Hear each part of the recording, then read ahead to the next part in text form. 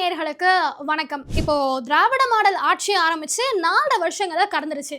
இந்த 4 வருஷங்களை இந்த திமுக செய்த சாதனையில ஒண்ணுதான் அரசு பள்ளிகளுக்கு மூடு விழா நடத்தினது. அதாவது அதிமுக ஆட்சியில் இருக்கும்போது பல அரசு பள்ளிகளை திறந்து வச்சாங்க. அது மட்டும் இல்லாம தனியார் பள்ளிக்கு நிகரா அரசு பள்ளியோட தரத்தை உயர்த்தினாங்க. பிரைவேட் ஸ்கூல்ல எந்த மாதிரி யூனிஃபார்ம் இருக்குமோ அதே மாதிரி யூனிஃபார்ம் அரசு பள்ளியிலும் இருக்கணும் அப்படின்னு சொல்லிட்டு எடப்பாடி அவர்கள் ஆட்சியில் இருக்கும்போது மாணவர்களுக்கு யூனிஃபார்ம் முதற்கொண்டு அவரே செலக்ட் பண்ணி எந்த விதத்துலலாம் அரசு பள்ளியோட தரத்தை உயர்த்த முடியுமோ அந்த விதத்துல தரத்தை உயர்த்தினாங்க. ஆனா இந்த திராவிட மாடல் ஆட்சி வந்த பிறகு எந்த விதத்துலலாம் தரத்தை தாழ்த்த முடியுமோ அந்த விதத்துல தரத்தை தாழ்த்திட்டு தான் இருக்காங்கன்னு சொல்லணும். ஏன்னா இந்த ஆண்டு பாத்தீங்க அப்படின்னா அரசு பள்ளியில 200க்கும் மேற்பட்ட பள்ளிகள்ல மாணவர் சேர்க்கைன்றது 0 தான். ஒரு மாணவர் கூட அரசு பள்ளியில சேரவே இல்லை. இதுக்கு பள்ளி கல்வித்துறை என்ன விளக்கம் கொடுக்குறாங்க அப்படின்னா, அது ஒண்ணும் இல்லைங்க, குழந்தை பிறப்பு விகிதம்ன்றது ரொம்பவே கம்மியாயிடுச்சு, அதனாலதான் யாருமே அரசு பள்ளியில சேரவே இல்லை. நீங்க யோசிச்சு பாருங்க, பள்ளி கல்வித்துறை கொடுக்க வேண்டிய விளக்கமா இது?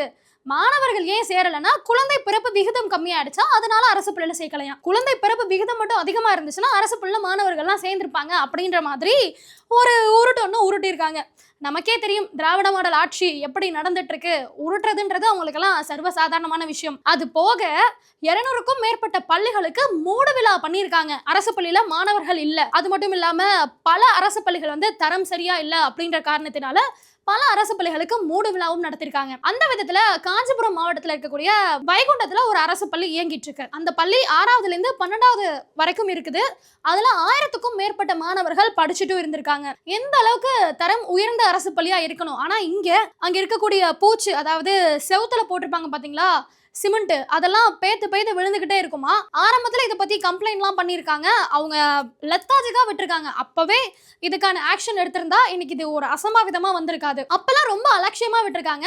மாணவர்கள் எல்லாரும் கிளாஸ்ல உட்காந்து படிச்சுட்டு இருக்காங்க. படிச்சுட்டு இருக்கும் பொழுது அந்த வழியா தமிழ் ஆசிரியர் நடந்து போயிருக்காரு. ஃபர்ஸ்ட் ஃப்ளோர்ல இருக்கக்கூடிய அந்த சிமெண்ட் பூச்சி கலவை அப்படியே பேந்து தமிழாசிரியர் தலையிலே விழுந்திருக்கு. அவரு இன்னைக்கு அரசு மருத்துவமனையில சிகிச்சையும் பெற்றுட்டு இருக்காரு.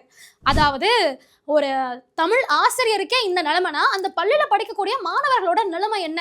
இந்த தரத்துல அரசு பள்ளிகளை வச்சுக்கிட்டு மாணவர்கள் அரசு பள்ளியில சேராததுக்கு குழந்தை பிறப்பு விகிதம் கம்மியானதான் காரணம்னு சொல்றீங்க.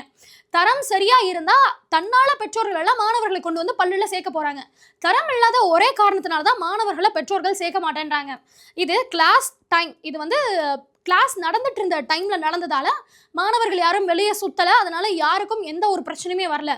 இதுவே தமிழாசிரியருக்கு பதிலாக அந்த இடத்துல ஒரு மாணவர் இருந்திருந்தா அவரோட நிலைமை என்ன இருக்கும்? இவரு கொஞ்சம் பெரியவர், ஏதோ தாக்கு பிடிச்சிட்டாரு, தாங்கிக்கிட்டாரு. ஆனா ஒரு மாணவர் மேல விழுந்திருந்தா அவர் உயிர் போறது கூட இது ஒரு காரணமா இருந்திருக்கும். இந்த அளவுக்கு ரொம்ப அலட்சியமா தான் அரசு பள்ளி செயல்படுது. இது ஒண்ணு மட்டும் நடக்கலைங்க. இதே மாதிரி திருப்பத்தூர் மாவட்டத்துல ஒரு அரசு தொடக்கப்பள்ளி இருக்கு. தொடக்கப்பள்ளினா நமக்கே தெரியும் 5வது இல்ல 8வது வரைக்கும் தான் இருக்கும் தொடக்கப்பள்ளி. அங்க மழைக்காலம் அப்படின்றதுனால அங்க இருக்கக்கூடிய செவுறு எல்லாமே ரொம்ப பாலடைஞ்ச நிலையில இருந்திருக்கு. இதே மாதிரி அந்த செவுத்துல இருக்கக்கூடிய சிமெண்ட்ன்றது அப்பப்ப பேந்து விழுந்துட்டு இருக்கு. அதாவது கையை வச்சு நோண்டினாலே பொலன்னு கொட்டுற அளவுக்கு தான் அந்த அரசு பள்ளியோட தரம் இருந்திருக்கு. இதை பலமுறை மாநகராட்சியில கம்ப்ளைண்ட் பண்ணிட்டாங்க, திருப்பத்தூர் மாவட்ட நகராட்சியில போய் கம்ப்ளைண்ட் பண்ணிட்டாங்க.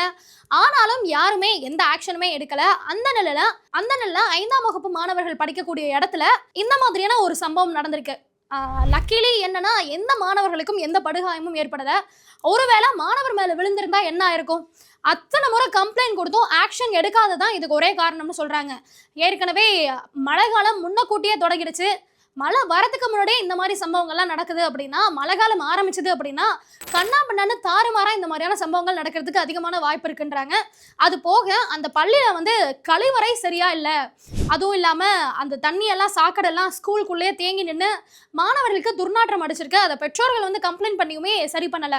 அது போக சாப்பாடு, இந்த சத்துணவு காலை உணவுலாம் கொடுக்குறாங்கல்ல, சாப்பிட்ட மாணவர்கள் கை கழுவுறது கூட அங்க சரியான வசதி இல்லையா. தமிழ்நாடு முழுக்கவே இந்த லட்சணத்தெல்லாம் ஏங்கிட்டு இருக்கு. அது போக இங்க சென்னையிலேயே பல இன்சிடென்ட் கேள்விப்பட்டோம். இந்த பூந்தமல்லியில இருக்கக்கூடிய ஒரு அரசு ஆதி திராவிடர் பள்ளியில சாக்கடை தண்ணி அப்படியே தெருவெல்லாம் நிக்குது. மாணவர்கள் ஸ்கூலுக்குள்ள கூட போக முடியல, அதை கூட சரி பண்ணாம வச்சிருந்தாங்க. இது ஒரு இன்சிடென்ட் கிடையாது. இந்த மாதிரி தமிழ்நாடு முழுக்க சின்னதா ஏகப்பட்ட அரசு பள்ளிகள்ல அசம்பாவிதங்களும் அலட்சியங்களும் நடந்துகிட்டு தான் இருக்கு. தயவு செய்து அரசு பள்ளிகளை சரி பண்ணணும். அங்க படிக்கக்கூடிய மாணவர்களுக்கு எந்த பிரச்சனையும் வரக்கூடாது அப்படின்றத நாங்க இந்த ஆட்சியை பார்த்து கேட்டுக்கிறோம். அப்பா ஸ்டாலின் அவர்களே, உங்களுடைய பசங்க தான் இவங்களும், அவங்க படிக்கக்கூடிய பள்ளியை தரம் உயர்த்தி கொடுங்க.